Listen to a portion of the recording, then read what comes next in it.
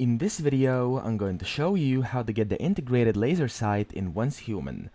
So in case you've been trying to find that, it's quite simple actually. If we open up our map, you want to get to this place over here, which is in the Red Sands level 43 zone. Now as you can see, there's this HP Evolution Institute over here, and to the left of it, there's kind of this location near the teleportation tower across the road, down here where this looks like a kind of a dark valley. As you can see over here, it's pretty dark, and then there's this oil pump in the middle of it. Now next to it, you'll see this weird looking rock. It won't show up when you use Spacetime and use Q, however, it's this weird looking rock and you can't really miss it. And as you hit it, nothing happens. Now what you have to do over here with this rock is have an explosive in your inventory.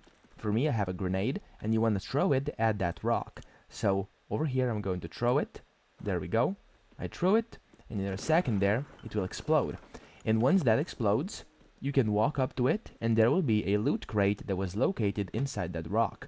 You want to loot it, and as you can see, in there, there's an integrated laser sight. Now you can press F to claim this, and you've successfully obtained this item.